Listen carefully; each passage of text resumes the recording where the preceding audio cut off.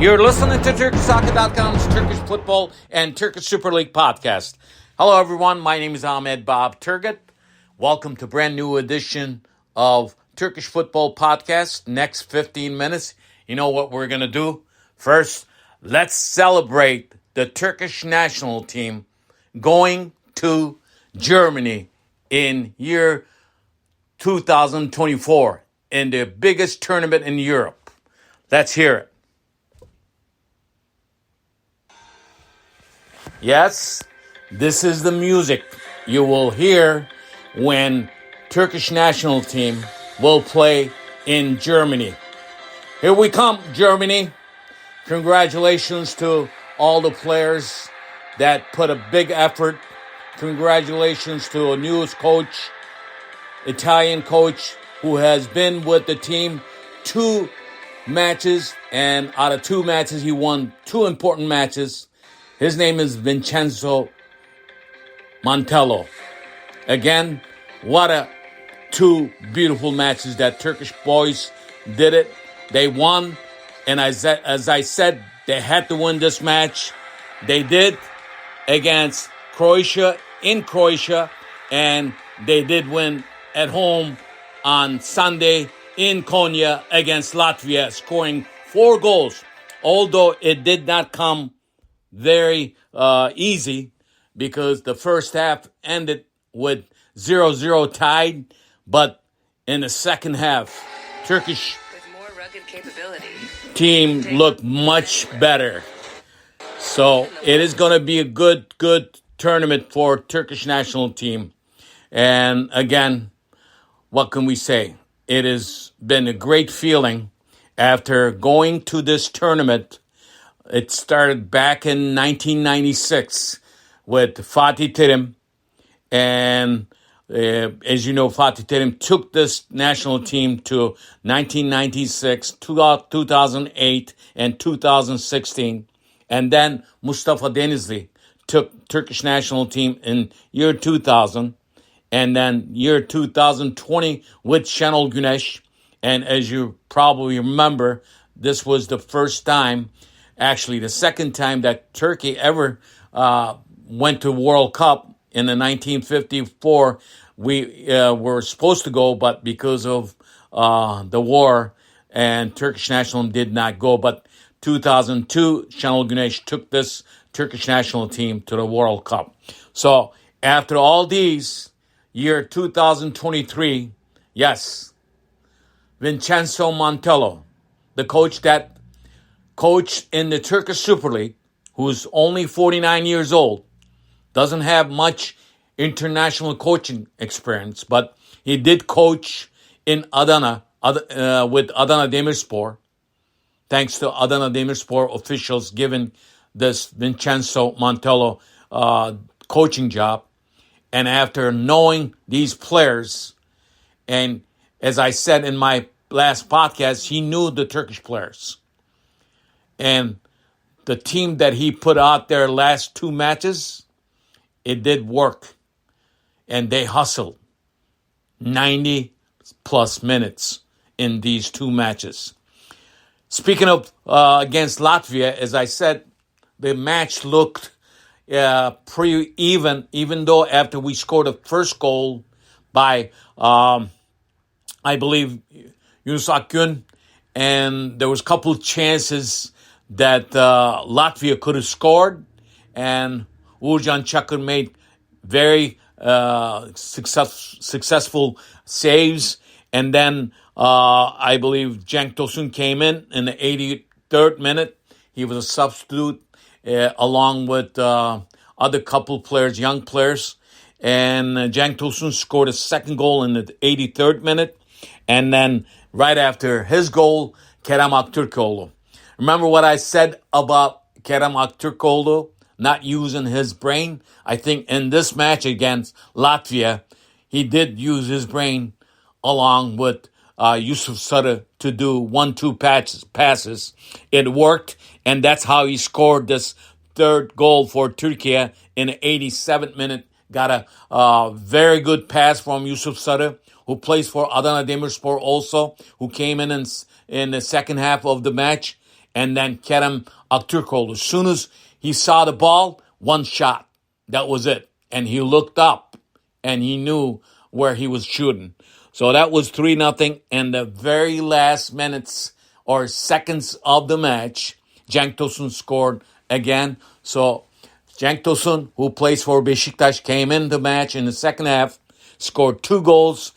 Akgün looked good, and Kerem Aktürkoğlu looks good. I think pretty much, as I told you last podcast, pretty much all these young players are looking good, and they're gelling with the new coach. I think you could see that closeness and affection after the match, after they won this match, and they celebrated in the front, in the middle of the field in Konya, and then Coach Vincenzo Montella went to the stands and with the players and thanked the 12th man in Konya. So overall, this was very good win.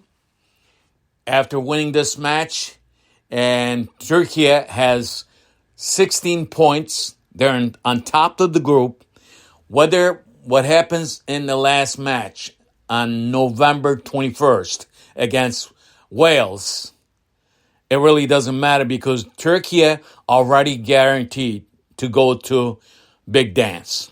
Yes, that is the big dance in European football. We call it European 2024 tournament. That is the biggest tournament. Right now, Turkey is set, and we wish all these players to be successful in this tournament and then work harder, because not only getting up there is not, it's a very good thing, but when you go there, we hope it's not going to be happen like what happened in 2020.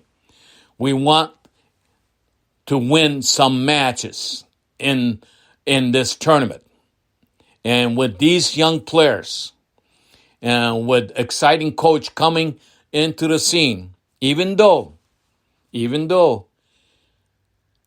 until when Stefan Kuntz left, we had 10 points.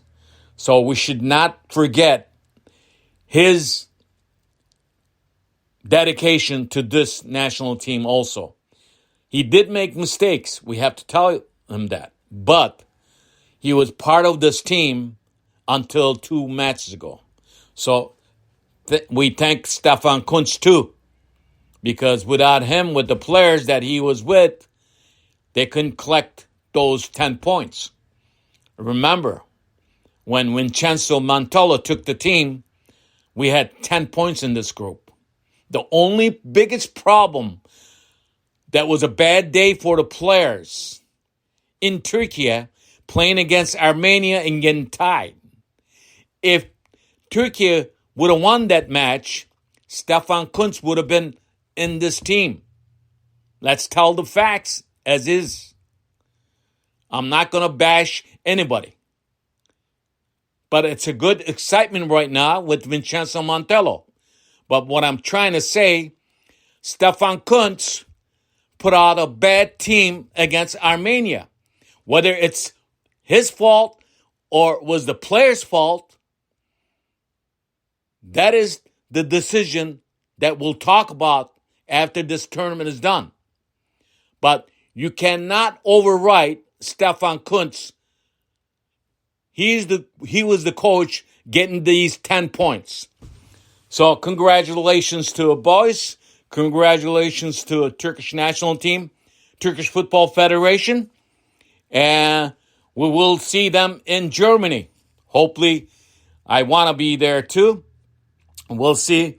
And we'll keep you up to date. And we'll wait for this Wales match on November 21st. While we're playing against Wales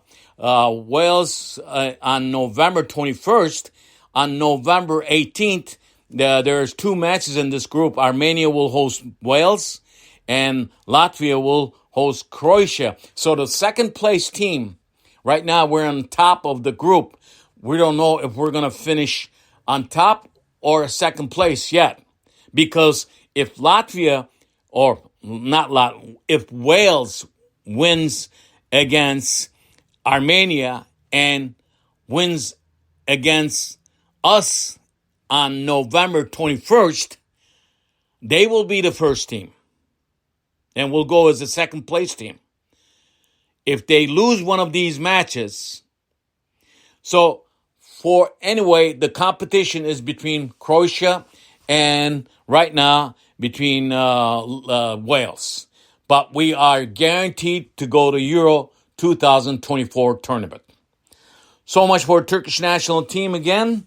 And we congratulate them, all the players, all the boys, and the coaching staff, former coaching staff, and the new coaching staff, Turkish Football Federation. Congratulations. You guys did a good job. Now, let's get back to our mother league. You know what is mother league is Turkish Super League. Week 9 will start on Saturday.